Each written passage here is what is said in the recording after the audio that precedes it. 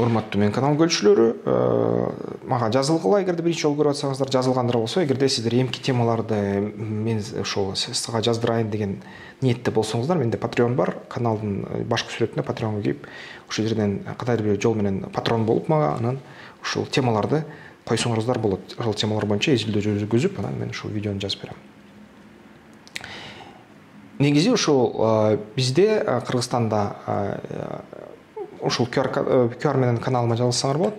Кыргызстанда салыктык система кандай болуп атат, жанагы эмне болуп атат. Кичине тарыхка баралы. Ибн Халдун ошол 1300 жыл мурда халифатка атайын ошол салыктык ондук деген нерсени эсептеп чыгарып берген. Ал биринчи халифат кичинекей болуп атканда араб өлкөлөрү гана кирсе, кийин көп өлкөлөр кирип калды, халифат тез-тез өсө баштады. Анын Александр Починок деген экономисттин айтуусунда раматылык негизи ушул ага эмне себепкер болду? Анткени исламга өтсөң, жана халифаттын астына өтсөң, мусулман болсоң, 10% салык төлөйсүң деген сөз болгон да. Анткени ошол 10%дан көп төлөшчү кошуналар. Эгерде ошол кошуналарга кирип башка диндегилер халифаттын ичинде 80% төлөш керек болсо, халифат ичинде кирип анан исламды кабыл алгандар 10% төлөйт эле да.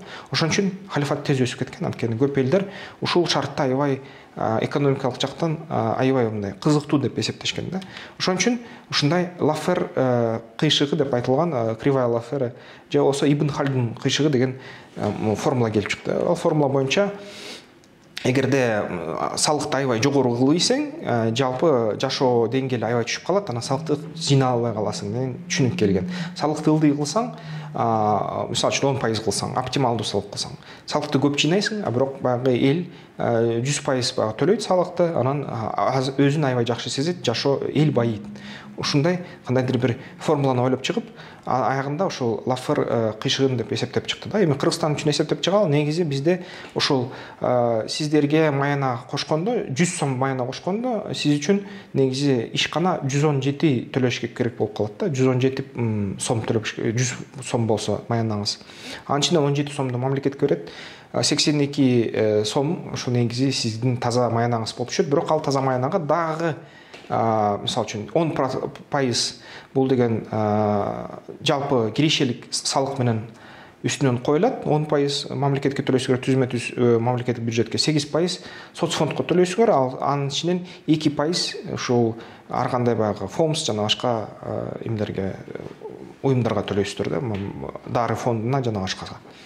Ошентип ала турган 117 сомдун ордуна силер колуңарга ушул 82 сом алып каласыңар, бирок ал 82 сомдун ушул соцфонддук төлөмдөрдү алганда 79 сом колуңарга түшүп калат.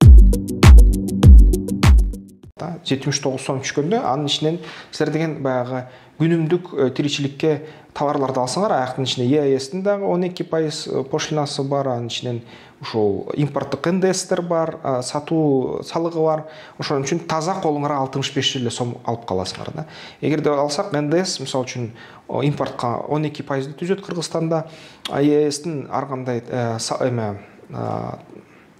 бажи пошлиналары 12-25%га чейин чыгып кетет, 12 ортосу менен алганда, орточо алганда. Сатууга салык болсо 0,5-тен 4%га чейин, анан каскад болуп кетсе, 4-5 ортомчо болуп кетсе, 10%га чейин төлөп каласыңар. Ошентип сиздер колуңарга таза 65 сом алып каласыңар, 117 сомдун ичинен. Бизде ушундай салыктык түйшүк. Салыктык түйшүк бизде 35%дан 65%га чейин жетиши мүмкүн болуп калат. Ошондо мамлекет кантип ал салыктарды колдонот? 44% мамлекеттик кызматкерлердин маянасына кетет, 7-8% сырткы карызды төлөгөнгө кетет, ички карызды төлөгөнгө 19% кетет. Бул деген ошол ишканалар, мамлекеттик ишканалар жана мугалимдер жана армиянын маяналары да.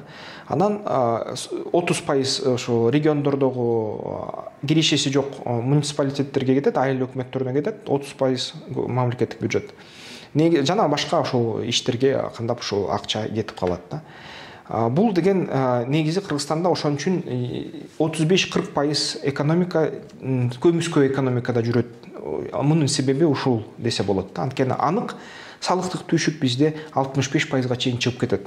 Салыктык түшүктү азайтыш керек да. Ал азайтыш үчүн мисалы үчүн Лаффердин формуласын колдонсок, мен ошол Кыргызстанга колдонгом 10-жылы, 12-жылы.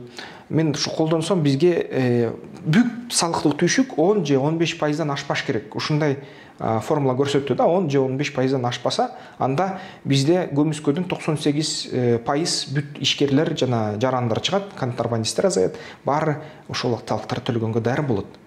Негизи ушул бизде же НДСти жоюш керек, же биртиктүү НДСти кошуш керек, же биртиктүү баягы салык, келишиге салык, же болбосо биртиктүү бир салыкты кылып туруп башка салыктардын баарын жок кылыш керек, жоюш керек. Ошондо 15% төлөсөк, бизде 98% ишкерлер жана жарандар ошол көмүскөдөн чыгат, биринчиден, экинчиден бизде жакшы мындай экономиканын өнүгүүсү болот да. Анан баары салыкты төлөйт. Анда бүгүнкү эгерде 400-500 миллиард жыйнап калса, 22 жылда, эмки жылдары ушу 700 миллиардка чейин жыйнап калат мамлекетибиз. Ушуга келишибиз керек.